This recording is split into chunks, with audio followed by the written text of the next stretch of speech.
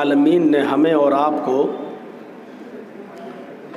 इस दुनिया के अंदर पैदा किया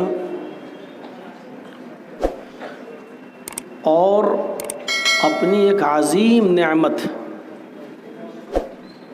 ज़िंदगी से हमें और आपको नवाजा।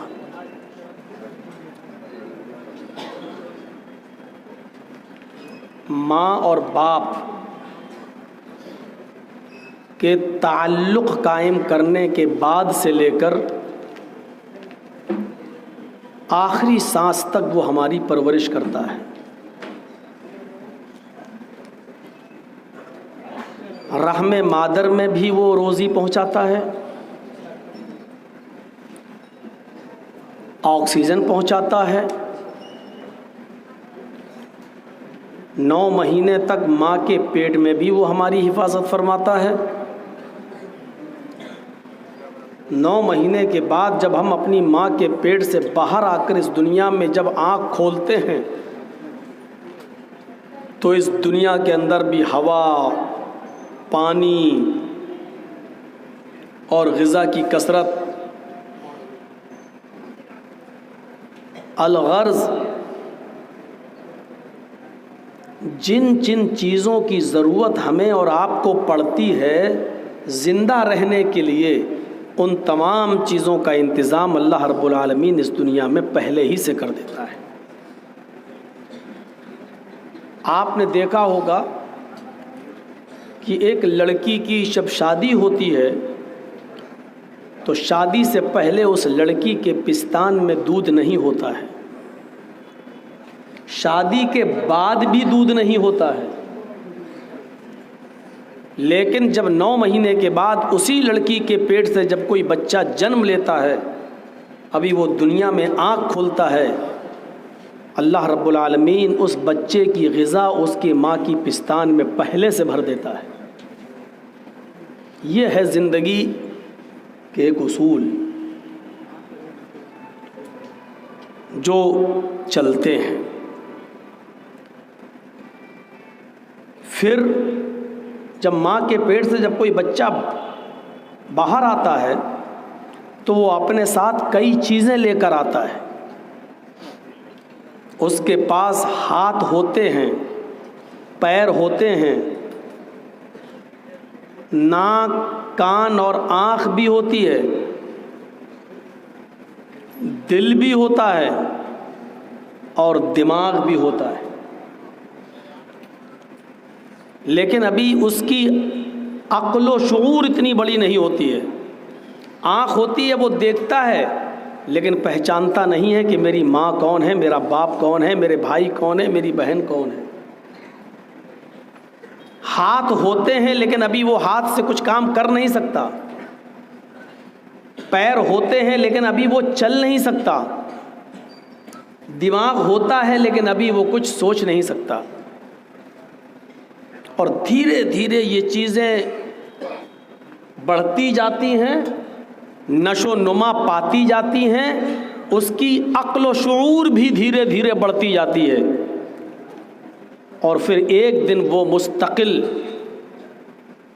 कवी इंसान बन जाता है। अब उसको इतनी अक्ल आ जाती है कि हमें रोज़ी बैठे बिठाए नहीं मिलेगी, हमें कुछ काम करना चाहिए, हमें कुछ मेहनत करनी चाहिए। जाहिर है इतनी सी बात को हम अगर सोच लें तो ज़िंदगी के सारे मसाइल का हल हमें मिल जाए। जिस रब ने रहमे मादर में हमारा ख्याल किया, माँ के पेट से बाहर आने के बाद हमारा ख्याल किया, हमको पाल पोस कर बड़ा करके जवान और बालिग कर दिया, क्या उसने इसीलिए हमें पाल पोस कर बड़ा किया कि अब तुम अक्लमंद हो गए हो, अपनी मर्ज़ी से खाओ पियो और जो मन में आए वो कमाओ, जो मन में आए वो खाओ, जो मन में आए वो करो और उम्र के एक हिस्से पर पहुंच जाने के बाद इस दुनिया से चले जाओ? क्या इसी मकसद से उसने हमें और आपको पैदा किया?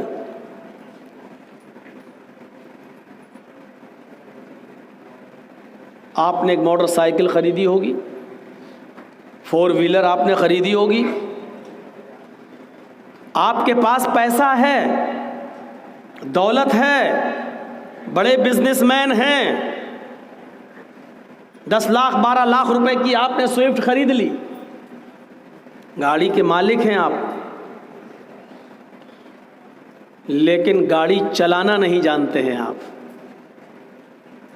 तो ये गाड़ी आपके किस काम की है? आपके पास जिंदगी है, आप बैठे हैं यहां पर, जो ये चप्पल उठा के उठ रहे हैं वो भी यहां बैठे थे, अब जा रहे हैं, उठ रहे हैं, बैठ रहे हैं, ये सब आप कर रहे हैं यहां पर। ये यूट्यूब चैनल वाले भी अपनी हरकतें कर रहे हैं यहां पर।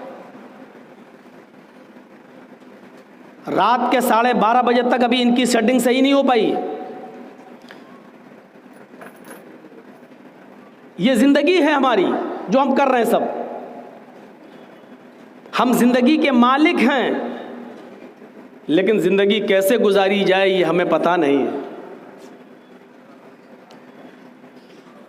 10 लाख की 12 लाख की हमने गाड़ी खरीद ली, गाड़ी के मालिक हैं हम, लेकिन गाड़ी चलाना नहीं जानते। जर्जीत साहब ने 10 लाख रुपए की गाड़ी खरीदी, चलाना जानते नहीं, बैठ गए, एक्सीलेटर पर भी पैर सही से जमता नहीं है, थोके से दब गया, तेज भागी और ठुक गई। साहब मेरी गाड़ी थी, मैं उसका मालिक था गाड़ी का, लेकिन गाड़ी हम ही से कंट्रोल नहीं हो पा रही है। क्यों? इसलिए कि गाड़ी हमने खरीदी जरूर है, लेकिन गाड़ी वाले ने गाड़ी बेचते वक्त एक किताब उसने दी थी, और उस किताब के अंदर उस गाड़ी के चलाने के नियम और उसके उसूल लिखे हुए थे, और उसमें ये वार्निंग थी कि हमारे बताए हुए उसूलों पर गाड़ी चलाओगे तो गाड़ी चलेगी, वरना यही गाड़ी तुम्हारे लिए वबाले जान बन जाएगी। पहले गियर में गाड़ी को उठाना है, दूसरे गियर में ऐसे चलाना है, तीसरे गियर में ऐसे चलाना है, रेड सिग्नल हो तो रोकना है, ग्रीन सिग्नल हो तो आगे बढ़ना है।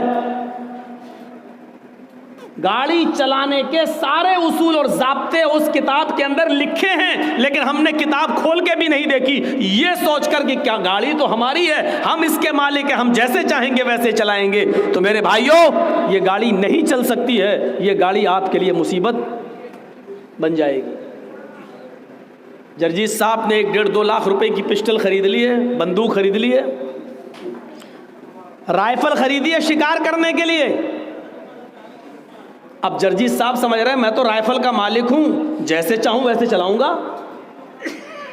चलाना जानते नहीं है राइफल, शिकार सामने गुजर रहा है, तान ली उसके ऊपर बंदूक, लेकिन जो हिस्सा सीने पर रखना चाहिए था, कांधे पर जो हिस्सा सीने पर सटाना चाहिए था, उसको तो हमने शिकार की तरफ कर लिया, और जो हिस्सा शिकार की तरफ होना चाहिए था उसको हमने अपने सीने की तरफ कर लिया, और चला दी घोड़ी, दबा दी घोड़ी।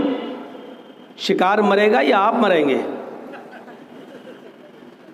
राइफल तो खरीद ली हमने 1.5 लाख रुपए की, 2 लाख रुपए की, लेकिन चलाना जानते नहीं।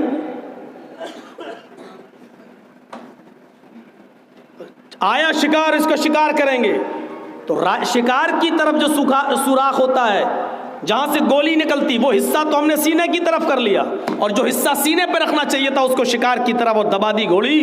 पता चला कि जर्जी साहब का जनाजा हो रहा। साहब ये गलत कैसे चल, मेरी बंदूक, मेरी राइफल मुझे क्यों धोखा दे गई? ये आपकी जिंदगी है, आपको मिली है, लेकिन इस जिंदगी को चलाने का नियम उसने दिया है जिसने ये जिंदगी दी है। उसने एक किताब दी है कि इस जिंदगी को तुम्हें कैसे गुजारना है।